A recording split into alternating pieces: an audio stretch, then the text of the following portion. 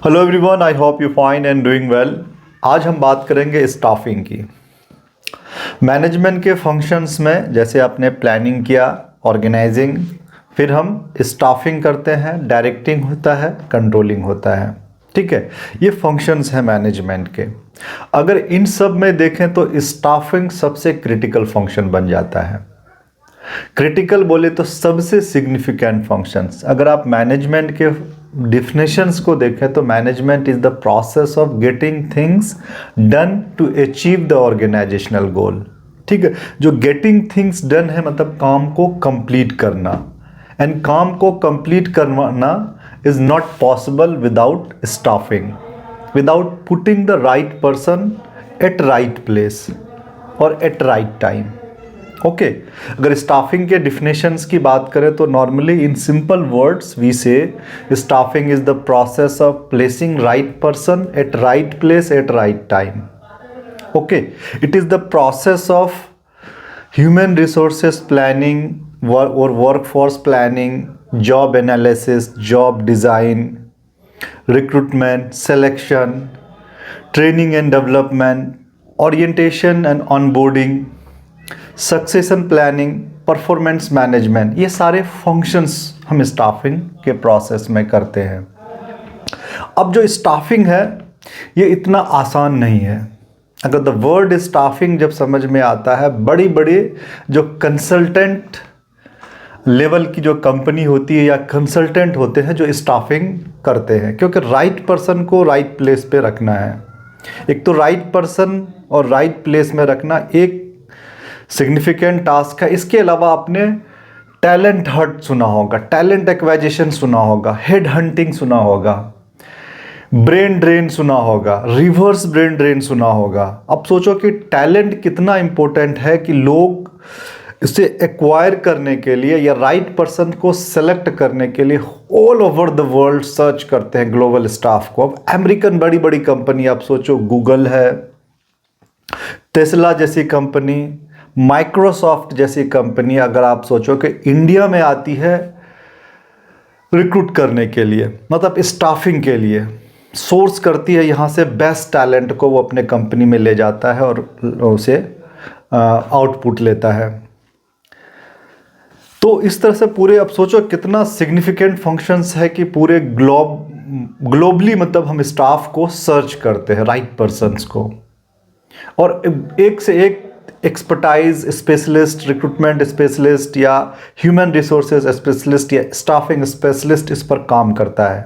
अगर नहीं होता है इन हाउस कंपनी तो हम दूसरे कंसल्टेंट को देते हैं हायर करने के लिए। सोचो कि स्टाफिंग कितना इंपॉर्टेंट है, कितना सिग्निफिकेंट हो सकता है किसी भी बिजनेस के सक्सेस और फेल्योर में। इसीलिए मैंने कहा कि staffing is the most critical function, ठीक है, जिसमें एम्प्लॉय को हम ख्याल रखते हैं। अब स्टाफिंग, अगर राइट पर्सन, स्टाफिंग की बात करें, राइट पर्सन और राइट प्लेस, सबसे पहले हम इसकी बात करते हैं, फिर थोड़ा सा मैं आपको बताऊंगा it is the part of human resources management. Okay, तो राइट पर्सन राइट प्लेस, इसके लिए बेस्ट एग्जांपल है कि अगर सचिन तेंदुलकर क्रिकेट खेलने की जगह सिंगिंग करता तो वो रॉन्ग प्लेस पे होता और वो बेस्ट आउटपुट नहीं दे पाता। सिमिलरली अगर लता मंगेशकर सिंगिंग के जगह क्रिकेट खेलती तो वो सही जगह पे नहीं होती। सचिन तेंदुलकर इसलिए है क्योंकि वो राइट प्लेस पे है, लता मंगेशकर राइट प्लेस पे है। ओके, अगर राइट पर्सन रॉन्ग जगह पे हो, रॉन्ग प्लेस पे हो तो वो अच्छा परफॉर्म नहीं कर पाएगा। ठीक है, ये सबसे बड़ा पॉइंट है। अब right person right place at right time, इसके लिए मैं आपको बताऊंगा, एक कहानी है। ऊंट की बच्ची, कैमल की बच्ची अपने माँ से कहती है कि हमारे आईलैश इतने बड़े क्यों। अक्सर मैं जब राइट पर्सन और राइट प्लेस की बात होती है तो मैं इस स्टोरी को शेयर करता हूँ। मॉरल ऑफ दिस स्टोरी की right person should be at right place. ठीक है, कैमल की बच्ची अपने माँ से कहती है कि हमारे आईलैश इतने बड़े क्यों हैं। माँ कहती है we are the animal of desert. ये जो आईलैश बड़े हैं हमें डिजर्ट में आंधी से बचने के काम आता है, क्योंकि डिजर्ट में अक्सर ऐसा होता है कि बहुत खतरनाक आंधी आती है। फिर थोड़ी देर के बाद कैमल की जो बच्ची होती है वो पूछती है कि हमारे पैर इतने चौड़े क्यों हैं। माँ कहती है we are the animal of desert, हमें डिज़र्ट में ये तेज़ दौड़ने के काम आता है, हमें रेगिस्तान का जहाज भी कहा जाता है, we are the ship of desert. फिर थोड़ी देर के बाद कि हमारे पीठ पे ये टॉमनुमा क्या है, माँ कहती है we are the animal of desert. ये जो सारे है, ये जो गुंबद नुमा बना हुआ है, ये हमें डिज़र्ट में पानी स्टॉक करने के काम आता है, क्योंकि डिज़र्ट में सब तो हमें पानी नहीं मिलता है। तो बच्चा क्यूरियस होके या शॉक्ड होके पूछती है कि then what we are doing in a zoo, जब हमारे सारे talent each and everything desert के लिए है तो हम जू में क्या कर रहे हैं। मतलब कहने का the moral of this story कि आपके ये सारे आईलैश, ये आपके जो चौड़े पैर है, ये गुंबदनुमा तब काम आता जब आप डिज़र्ट में होते, लेकिन आप जू में हैं तो आपका इसका यूज़लेस है। तो आपके टैलेंट, आपके स्किल्स, आपके नॉलेज, एबिलिटीज़ तब काम आएंगे जब आप सही जगह पे होंगे। अगर आप सही जगह पे नहीं हैं तो आपके talent, skills, abilities, knowledge, aptitude, whatever useless है। ओके, तो स्टाफिंग में जो स्टाफिंग टीम होती है, एचआर टीम होती है, वो उसका 100% ये होता है कि हम राइट पर्सन को राइट प्लेस पे प्लेस करवा दें। ठीक है, अब बात करते हैं, that is the small introduction of staffing, but it is the part of human resources management. जब भी आप स्टाफिंग की बात करें तो we need to discuss about the human resources management. अब ह्यूमन रिसोर्सेज मैनेजमेंट क्या होता है, जैसा कि आप जानते हैं कि बिजनेस मैनेजमेंट का या मैनेजमेंट का फंक्शनल एरिया या बिजनेस ऑर्गेनाइजेशंस का फंक्शनल एरिया है मार्केटिंग मैनेजमेंट, जिसमें हम क्या करते हैं, सेल्स, प्रोडक्ट डेवलपमेंट और या सेल प्रोडक्ट के प्रमोशंस की बात करते हैं। फाइनेंशियल मैनेजमेंट, हम बिजनेस फाइनेंस की बात करते हैं, फाइनेंशियल रिसोर्सेज की बात करते हैं कि पैसे कहाँ से लाया जाए सबसे कम कीमत में या सबसे कॉस्ट इफेक्टिव वे में, और कहाँ यूटिलाइज किया जाए कि सबसे ज़्यादा हमें प्रॉफिट मिले। ठीक है, efficient and effective utilisation of the fund. तो इसी तरह से production department product functional area है, जहां प्रोडक्शन से रिलेटेड हम मैनेज करते हैं। तो सिमिलरली जो ह्यूमन रिसोर्सेज को मैनेज करने की बात आती है तो उसे हम उस फंक्शनल एरिया को ह्यूमन रिसोर्सेज मैनेजमेंट कहते हैं। बेसिकली ऑर्गेनाइजेशन में एक फॉर्मल सिस्टम होता है, एक डिपार्टमेंट होता है which take care the employ और human resources from entry to exit of the organisations. मतलब जब तक ऑर्गेनाइजेशंस में आने से लेकर उसे ऑर्गेनाइजेशन छोड़ने तक, जो रिजिग्नेशंस होता है या रिटायरमेंट तक, एम्प्लॉय से रिलेटेड जितनी भी वर्क्स होता है या एम्प्लॉय मैनेजमेंट, वो ह्यूमन रिसोर्सेज मैनेजमेंट डिपार्टमेंट करता है। अब उसी का एक छोटा सा पार्ट है स्टाफिंग, क्योंकि ह्यूमन रिसोर्सेज मैनेजमेंट की बात करें तो एक बहुत ब्रॉड एरिया है, ब्रॉड एरिया जिसमें कि हम हो सकता है इंडस्ट्रियल रिलेशन करें, लेबर यूनियन आ जाता है, लेबर लॉज आ जाता है, एचआरडी आ जाता है, ठीक है, और भी कई सारे फंक्शनल एरियाज या सब डोमेन्स ऑफ एचआर कह लें। एचआर के कितने सारे डोमेन्स हैं तो उसमें स्टाफिंग एक डोमेन है। ठीक है, अब पेरोल मैनेज करते हैं। इसके अलावा आप कह सकते हैं कि कभी कभी ग्रीवेंस हैंडलिंग का अलग प्रोसेस होता है। ठीक है, तो उसमें एक छोटा सा पार्ट ह्यूमन रिसोर्सेज एक छोटा सा पार्ट स्टाफिंग होता है। तो स्टाफिंग को आप अपने तरीके से डिफाइन कर सकते हैं। अब जब भी हम स्टाफिंग की बात करें तो स्टाफिंग को डिस्कस करने के लिए आपको सबसे पहला चीज़ ह्यूमन रिसोर्सेज प्लानिंग आता है, जो कि हमने डिफिनेशंस में दे रखा है। तो सबसे पहले आप डिस्कस करेंगे ह्यूमन रिसोर्सेज प्लानिंग या वर्क फोर्स प्लानिंग। अब सोचो कि ये कितना सिग्निफिकेंट है कि इसके लिए हमें वर्क फोर्स प्लानिंग करना पड़ता है, which is also very complex task. क्योंकि हम क्या करते हैं ह्यूमन रिसोर्सेज प्लानिंग में, जो ऑर्गेनाइजेशंस की नीड्स है ह्यूमन रिसोर्सेज की, उसे आइडेंटिफाई करते हैं। उसके लिए हमें क्या करना पड़ता है, एग्जिस्टिंग जो ऑर्गेनाइजेशंस की एम्प्लॉय है उसे हम स्टडी करते हैं या डिमांड का पता लगाते हैं कि, या रिक्वायरमेंट्स का पता लगाते हैं कि एग्जिस्टिंग डिमांड क्या है। ठीक है, या अवेलेबिलिटी कितना हमारे पास ह्यूमन रिसोर्सेज है। बेसिकली हर ऑर्गेनाइजेशंस में ह्यूमन रिसोर्सेज इन्वेंट्री सिस्टम होता है, HRIS बोलते हैं, जो एम्प्लॉय को ट्रैक करता है कि कौन कौन से प्रेजेंट एम्प्लॉय हैं हमारे पास। उसके बाद ह्यूमन रिसोर्सेज प्लानिंग में हम बिजनेस के ऑब्जेक्टिव्स और गोल्स को आइडेंटिफाई करते हैं। इससे क्या होता है, गोल्स एंड ऑब्जेक्टिव्स को जब हम आइडेंटिफाई करते हैं तो हमें पता चलता है कि कौन कौन से स्किल्स हमें चाहिए। ओके, अब कौन कौन से स्किल्स चाहिए कि प्रेजेंट्स में हमारे पास कौन से स्किल्स अवेलेबल है और कौन कौन से स्किल्स हमें चाहिए। बेसिकली ह्यूमन रिसोर्सेज का डिमांड एनालिसिस करते हैं और सप्लाई एनालिसिस करते हैं।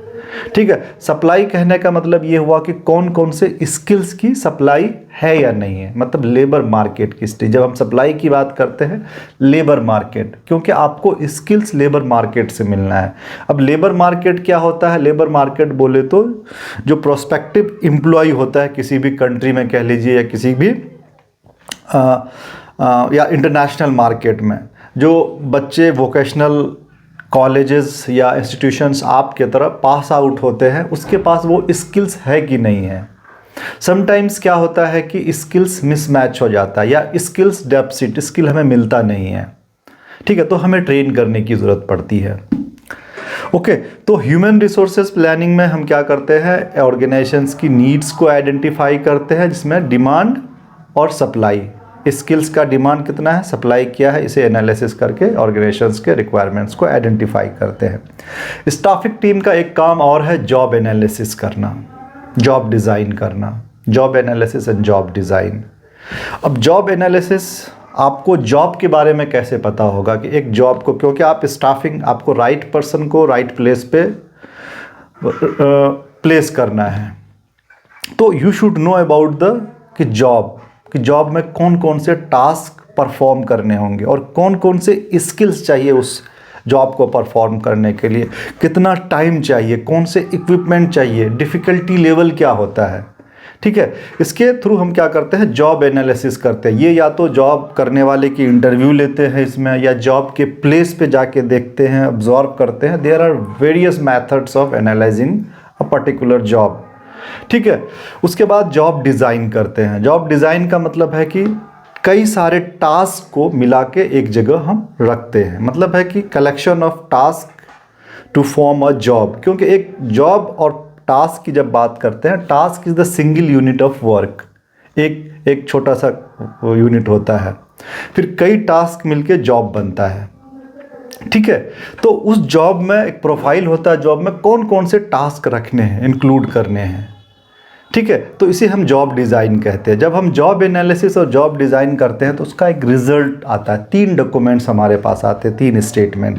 एक तो जॉब डिस्क्रिप्शंस के रूप में, दूसरा जॉब स्पेसिफिकेशंस के रूप में, तीसरा जॉब एवेल्युएशंस।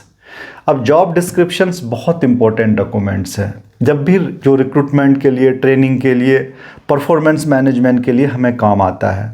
जॉब डिस्क्रिप्शंस, जब भी आप किसी जॉब का एडवर्टीजमेंट देखेंगे तो उसमें जॉब डिस्क्रिप्शंस होता ही होता है। अब जॉब डिस्क्रिप्शन में क्या होता है, KRA एंड KSA। KRA बोले तो की रिस्पॉन्सिबिलिटी एरिया, कि क्या क्या काम आपको करना है, तो वो एकदम जॉब डिस्क्रिप्शन में होना है कि आप किस चीज़ के लिए रिस्पॉन्सिबल होंगे, आपका रोल क्या होगा, रिस्पॉन्सिबिलिटीज़ क्या होगा, की रिस्पॉन्सिबिलिटी एरिया क्या है आपका। ठीक है, अब उसको परफॉर्म करने के लिए एक एम्प्लॉय के पास कौन कौन से KSA होने चाहिए, नॉलेज, स्किल्स, एबिलिटीज़ होने चाहिए। ठीक है, आपका जो क्वालिफिकेशंस है, नॉलेज है, स्किल्स है, एबिलिटीज़ है, एप्टीट्यूड्स है, ये सारा डिटेल होता है जॉब डिस्क्रिप्शन में कि पर्टिकुलर जॉब को परफॉर्म करने के लिए कौन कौन knowledge, skills, abilities and aptitude होने चाहिए। ठीक है, और कि आप किस चीज़ के लिए रिस्पॉन्सिबल हो। इससे क्या होता है कि रिक्रूट करना बहुत आसान हो जाता है अगर आपके पास जॉब डिस्क्रिप्शन है। दूसरा है जॉब स्पेसिफिकेशन। जॉब स्पेसिफिकेशंस क्या करते हैं, कैटेगराइजेशंस ऑफ द जॉब। बेसिकली इसमें फिजिकल कैरेक्टरिस्टिक्स ज़्यादा होता है। जैसे कुछ जॉब में एज क्राइटेरिया होता है, कुछ में जेंडर क्राइटेरिया होता है कि मेल कर सकता है, फीमेल कर सकता है, हाइट, वेट, फिजिकल अपीयरेंस। अब एयर होस्टेस मतलब आपका हाइट ऐसा होना चाहिए, वेट इतना होना चाहिए, ठीक है, एज इतना होना चाहिए। अगर आर्मी के जॉब की बात करें तो आर्मी में भी हाइट, वेट, ठीक है, एज, जेंडर, ये सब मैटर करता है। तो जॉब स्पेसिफिकेशंस भी एक स्टेटमेंट या डॉक्यूमेंट्स होता है, इसमें फिजिकल कैरेक्टरिस्टिक्स जो रिक्वायर्ड होता है उसकी डिटेल होती, इंफॉर्मेशंस होती है। तीसरा है जॉब एवेल्युएशन। ऑर्गेनाइजेशन में डिफरेंट जॉब होते हैं, कौन सा जॉब का वैल्यू ज़्यादा है, कौन सा कम है कंपैरेटिवली, ताकि उसी हिसाब से उन्हें सैलरी देना पड़ता है, किस में डिफ़िकल्टी लेवल ज़्यादा है, किस में ज़्यादा स्किल्स और कॉम्पिटेंसीज़ की रिक्वायरमेंट्स है। तो जॉब एवेलुएट करते हैं in order to comparison among the different jobs, job के वर्थ पता लगाने के लिए। तो उसमें हम क्या करते हैं, सैलरी डिसाइड करने में ये हमें काम आता है। एक चार्टर्ड अकाउंटेंट का जॉब और रिक्शा पुलर का जॉब, दोनों में तो फ़र्क है, दोनों में सबका। अब रिक्शा पुलर दिन भर 8 घंटे काम करता है, मेहनत करता है। एक चार्टर्ड अकाउंटेंट सिर्फ एक साइन करता है, लेकिन एक साइन के लिए हो सकता है वो 50,000 ले, लेकिन एक रिक्शा पुलर दिन भर में 500 अर्न करता है। तो there is a difference between the job and work. तो ये जॉब एवेल्युएशन से पता चलता है, ठीक है। तो पहला हमने आपको कहा हम वर्कफोर्स प्लानिंग करते हैं, दूसरा हम करते हैं job analysis and job design. जो तीसरा वर्क होता है इसमें हम रिक्रूटमेंट करते हैं। अब रिक्रूटमेंट के बाद सिलेक्शन करते हैं। रिक्रूटमेंट और सिलेक्शन में आपको डिफ्रेंशिएट करने आना चाहिए, क्योंकि जो नॉन मैनेजमेंट बैकग्राउंड के होते हैं उन्हें रिक्रूटमेंट और सिलेक्शन एक जैसा लगता है, जबकि रिक्रूटमेंट का मतलब होता है सिर्फ searching right candidate. Okay, searching right candidate and encouraging the candidate to apply for a particular job और अट्रैक्टिंग अ राइट कैंडिडेट, ठीक है। तो रिक्रूटमेंट का जो पर्पस होता है creating a pool of applicant, जितना ज़्यादा से ज़्यादा आप एप्लीकेंट इकट्ठा करेंगे आपका रिक्रूटमेंट उतना सक्सेसफुल होगा, ठीक है। अब रिक्रूटमेंट करने के लिए हम क्या करते हैं, जॉब एडवर्टीजमेंट देते हैं। ओके, जॉब एडवर्टीजमेंट कहाँ देते हैं, आज के अगर मॉडर्न डेज़ की बात करें रिक्रूटमेंट पे ज़्यादातर जॉब पोर्टल्स पे होता है। जॉब पोर्टल्स बोले तो naukri.com, टाइम्स है, मॉन्स्टर है, साइन है, ऐसे बहुत सारे जॉब पोर्टल्स हैं जहाँ क्या करते हैं, एम्प्लॉई अपना रेज्यूमे अपलोड करता है या जॉब सर्च करता है और एम्प्लॉयर वहाँ एडवर्टीजमेंट देता है, वहाँ से कैंडिडेट को रिक्रूट करता है। उसके अलावा सोशल मीडिया है, कैंपस प्लेसमेंट है, बहुत सारे रिक्रूटमेंट के सोर्सेस हैं जो आपको जानना है, ठीक है। रिक्रूटमेंट सोर्सेस एक अलग टॉपिक है, but for the time being recruitment is searching right candidate, okay, और अट्रैक्टिंग देम और encouraging them to apply for a particular positions, ठीक है, जिसमें हम एडवर्टीजमेंट देते हैं, फिर इनिशियल स्क्रीनिंग करते हैं और शॉर्ट लिस्टिंग करते हैं, ठीक है। शॉर्ट लिस्टिंग के बाद रिक्रूटमेंट का काम हो जाता है ख़त्म। अब रिक्रूटमेंट बेसिकली आजकल के डेट में क्या होता है कि जो कंपनी होती है इन हाउस खुद रिक्रूट करती है या थर्ड पार्टी को भी ये काम दे देता है, ठीक है। तो इसका डिस्कशन हम बाद में करेंगे, but for the time being you need to know the recruitment is searching a right candidate and creating a pool of applicant, मतलब ज़्यादा से ज़्यादा एप्लीकेशन इकट्ठा करना, ठीक है। उसके लिए प्रोसेस है रिक्रूटमेंट का। देन हम सेलेक्ट करते हैं, selection, choosing the best candidate. अब जब सिलेक्शन रिक्रूटमेंट जहाँ ख़त्म होता है फिर सिलेक्शन प्रोसेस हमारा स्टार्ट होता है। अब जो रेज्यूमे रिक्रूटमेंट के प्रोसेस से हमें मिला है तो उसमें हम इनिशियल स्क्रीनिंग करते हैं। इनिशियल स्क्रीनिंग का मतलब ये होता है कि जो अनक्वालिफाइड कैंडिडेट हैं, जो फर्स्ट नज़र में लगता है इनिशियल स्क्रीनिंग में कि हमें छांट देना चाहिए या एज के हिसाब से, जेंडर के हिसाब से या रिक्वायर्ड क्वालिफिकेशंस नहीं है, तो हम क्या करते हैं, उसे हटा देते हैं।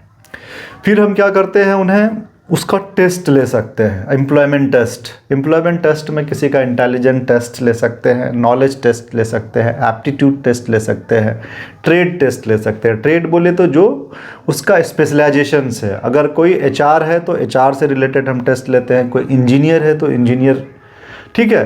तो जो उनका काम होता है उससे रिलेटेड हम टेस्ट लेते हैं। टेस्ट लेने के बाद हो सकता है कि हम उन्हें इंटरव्यू के लिए बुलाएं, ठीक है। पर्सनल फिजिकल, उसमें पर्सनालिटी टेस्ट लेते हैं, ठीक है। पर्सनालिटी टेस्ट लेने के बाद हम उसका मेडिकल एग्जामिनेशन कर सकते हैं। फिर हम जॉब ऑफ़र करते हैं। जॉब ऑफ़र करने के बाद फिर एम्प्लॉयमेंट कॉन्ट्रैक्ट साइन होता है। तो ये एक प्रोसेस है सिलेक्शंस का। तो selection means just choosing the best candidate. और स्टाफिंग हमारा सक्सेसफुल तभी होगा जब हमारा रिक्रूटमेंट सही होगा और सिलेक्शन सही होगा। रिक्रूटमेंट एंड सिलेक्शंस के बाद हम एम्प्लॉय को ऑन बोर्डिंग करते हैं, ऑन बोर्डिंग एंड ओरिएंटेशंस, ठीक है। ऑन बोर्डिंग मतलब welcoming and integrating new employ into the organisations, ठीक है। ऑन बोर्डिंग, ऑफ बोर्डिंग होता है, इसी को ओरिएंटेशंस भी कहते हैं, ठीक है। ऑन बोर्डिंग थोड़ा ब्रॉड टर्म है, यहाँ आपका ओरिएंटेशंस भी होता है बहुत सारे ऑर्गेनाइजेशन में। ओरिएंटेशन बोले तो फॉर्मल इंट्रोडक्शंस होता है ऑर्गेनाइजेशंस का टू द न्यू एम्प्लॉय, मतलब न्यू एम्प्लॉय को ऑर्गेनाइजेशंस के बारे में बताया जाता है। डिटेल्ड इन्फॉर्मेशन, हिस्ट्री, बैकग्राउंड, कौन कौन सा प्रोडक्ट है, कहाँ कौन कौन से लोग हैं, ऑर्गेनाइजेशन का कल्चर क्या है, ठीक है, ये सब चीज़ हम ओरिएंटेशंस में करते हैं। तो स्लाइड डिफरेंस है कि ऑनबोर्डिंग ओरिएंटेशन में। इसके साथ साथ सोशलाइजेशंस भी होता है। सोशलाइजेशंस में क्या करते हैं, ऑर्गेनाइजेशन से, ऑर्गेनाइजेशन कल्चर से जो न्यू एम्प्लॉय होता है उसको एडॉप्ट कराते हैं, ठीक है, ताकि वो काम कर सके। अब जो ऑनबोर्डिंग है, ऑनबोर्डिंग में हमने वेलकम किया, उसे नए ऑर्गेनाइजेशन में उसे इंटीग्रेट करते हैं, उसमें ओरिएंटेशंस देते हैं और उसको वर्क स्टेशन प्रोवाइड करते हैं जहां वो काम करता है। तो उसके लिए chair, bench, desk, whatever, computer, जो भी जिन भी चीज़ों की ज़रूरत है, ठीक है। उसके साथ साथ उसका रोल भी क्लियर करते हैं कि आपका रोल एंड रिस्पॉन्सिबिलिटी क्या होगा, ऑर्गेनाइजेशन क्या एक्सपेक्ट करता है आपसे, ठीक है। ये ऑनबोर्डिंग एंड ओरिएंटेशन में होता है। ऑनबोर्डिंग एंड ओरिएंटेशन के बाद एम्प्लॉय को ट्रेनिंग एंड डेवलपमेंट की भी ज़रूरत पड़ती है, क्योंकि अच्छा परफॉर्म करने के लिए कभी कभी काम करने से पहले भी हम ऑर्गेनाइजेशंस में ट्रेनिंग देते हैं, ठीक है। समटाइम्स क्या होता है कि जब काम करने के लिए या परफॉर्म करने के लिए इन बिटवीन अगर लगता है कि एम्प्लॉय को ट्रेनिंग की ज़रूरत होती है तो उन्हें ट्रेनिंग और डेवलपमेंट उसका कराया जाता है, ठीक है। ये स्टाफिंग टीम का काम है। ट्रेनिंग का मतलब है कि हम क्या करते हैं, उसमें नॉलेज, स्किल्स, एबिलिटीज़ को इम्प्रूव कराते हैं प्रेजेंट जॉब के लिए, ताकि प्रेजेंट जॉब में अच्छे से काम कर सके वो। और डेवलपमेंट जो वर्ड है, डेवलपमेंट, इससे थोड़ा अलग है। डेवलपमेंट में फ्यूचर रोल के लिए उसे तैयार करते हैं फ्यूचर में, ताकि वो कोई लीडरशिप वाला पोजीशन ले सके, रोल, कोई अच्छा रोल परफॉर्म कर सके, ठीक है। तो development is also a process of increasing knowledge, skills and abilities. But development जो वर्ड है वो कैरियर एडवांसमेंट के लिए यूज़ होता है कि आगे कोई लीडरशिप वाला पोजीशन ले सके। और training is for the present job, present के लिए। और थोड़ा डेवलपमेंट जो है फ्यूचरिस्टिक्स होता है, तो आपको यहाँ ख्याल रखना है, ठीक है, ट्रेनिंग एंड डेवलपमेंट का। ट्रेनिंग एंड डेवलपमेंट करने के बाद एम्प्लॉय का परफॉर्मेंस मैनेजमेंट भी बहुत ज़रूरी है। उसी हिसाब से परफॉर्मेंस, उसकी सैलरी बनती है या उसे इंक्रीमेंट मिलता है, प्रमोशंस मिलता है, ठीक है। मतलब उसे मॉनिटर करते हैं कि वो अच्छा परफॉर्म कर रहा है कि नहीं कर रहा है एम्प्लॉय, उसे फीडबैक देते हैं, उसका रिव्यू करते हैं। यही परफॉर्मेंस अप्रेजल भी होता है। बेसिकली परफॉर्मेंस अप्रेजल साल में एक बार होता है, 31 मार्च को एनुअल अप्रेजल बोलते हैं। कुछ ऑर्गेनाइजेशन हो सकता है साल में 2 बार भी अप्रेजल करता है, ठीक है। इसमें क्या करते हैं, employee on certain interval we check the performance of employee, we evaluate the performance of the employee, whether the employee is performing good और बैड, ठीक है। उसी बेसिस पे उसको प्रमोशंस दिया जाता है, सैलरी इंक्रीमेंट्स होता है, ये सब चीज़ होता है, ठीक है। तो परफॉर्मेंस मैनेजमेंट भी बहुत ज़रूरी है। इसके बाद जो हमारा स्टेप है स्टाफिंग में, वो है सक्सेशन प्लानिंग, ठीक है। या आप कह सकते हैं सक्सेशन प्लानिंग के साथ रिटेंशन भी हम कोशिश करते हैं उससे पहले, रिटेंशन एंड सक्सेशन प्लानिंग। क्योंकि आपने इतना पैसा और रिसोर्सेस और टाइम खर्च किया रिक्रूटमेंट में, सिलेक्शन में, ह्यूमन रिसोर्सेस प्लानिंग में, ठीक है, ट्रेनिंग एंड डेवलपमेंट में, और एम्प्लॉय ऑर्गेनाइजेशन छोड़ के चले जाए तो आपको लॉस होगा, ठीक है। तो हम क्या करते हैं, ऑर्गेनाइजेशन में एम्प्लॉय को स्टेबल करने की कोशिश करते हैं, रिटेन करने की कोशिश करते हैं, उसको जो प्रॉब्लम होता है उसके प्रॉब्लम को सॉर्ट आउट करते हैं, उसे खुश रखने की या सेटिस्फाइड रखने की कोशिश करते हैं। ये भी स्टाफिंग का काम है। एम्प्लॉय रिलेशन अच्छा मैनेज करते हैं, ठीक है। आजकल के डेट का जो सबसे बड़ा प्रॉब्लम है एम्प्लॉय एट्रिशन, एट्रिशन बोलते हैं या टर्नओवर, कि ऑर्गेनाइजेशन से एम्प्लॉय जो छोड़ के जाता है, percentage of employee living the organisation within a year, ठीक है। जितना हमने रिक्रूट किया, मान के चलिए हमने 100 एम्प्लॉय रिक्रूट किया, उसमें से 50 एम्प्लॉय छोड़ के चला जाता है with in year, with in a month, तो हमारा एनुअल एट्रिशन रेट 50% हो जाएगा, 50 एम्प्लॉय, और ये बहुत बड़ा होता है। और यही स्टाफिंग टीम का भी परफॉर्मेंस देखा जाता है। स्टाफिंग टीम अच्छा तभी माना जाएगा जब वो एम्प्लॉय को रिटेन कर पाएगा। जो एम्प्लॉय के स्टाफिंग टीम का भी यही परफॉर्मेंस मैट्रिक्स होता है। इस तरह के बहुत सारे, इसमें हम बाद में बात करेंगे कैसे हम एम्प्लॉय जो परफॉर्मेंस चेक करते हैं किसी भी डिपार्टमेंट का, किसी भी फंक्शनल एरियाज़ में, ठीक है। तो स्टाफिंग टीम का भी यही देखा जाता है कि आप कितने एम्प्लॉय को रिटेन कर पा रहे हैं, ठीक है, अगर रिटेन नहीं कर पा रहे तो इसका मतलब स्टाफिंग फंक्शन ठीक से परफॉर्म नहीं हो रहा है और ऑर्गेनाइजेशन को बहुत लॉस होता है, time, cost and resources recruitment में लगता है, सिलेक्शन में लगता है, लेकिन within a few short span of time employee leave the organisation, then that will be the, कह सकते हैं कि दैट विल बी द एक टाइप का जो है कि एक्स्ट्रा एक्सपेंसेस होगा ऑर्गेनाइजेशंस के लिए। ठीक है, इसके बाद जो आता है वो सक्सेशन प्लानिंग। एम्प्लॉय को क्या करते हैं कि हम फ्यूचर रोल के लिए जब तैयार करते हैं, कुछ एम्प्लॉय रिटायर्ड होता है, कुछ एम्प्लॉय को प्रमोशन करने की ज़रूरत होती है, ठीक है, तो ये सब काम भी हम स्टाफिंग में करते हैं। The word is succession planning. तो these are the function of staffing and you can write and you can explain according to your understanding actually. I hope you understand. अगर आप नोट लेना चाहते हैं, if you want to take a note, you can write from this slide. ठीक है, इस तरह का स्लाइड अगर डिस्प्ले हो रहे हैं, जैसे स्टाफिंग, रिक्रूटमेंट से रिलेटेड, सिलेक्शन से रिलेटेड, HRP से रिलेटेड, ठीक है, ये जितने भी स्लाइड है यहाँ से आप नोट करके अपना एक अंडरस्टैंडिंग डेवलप कर सकते हैं। आई hope you understand. Thank you so much. Have a good day.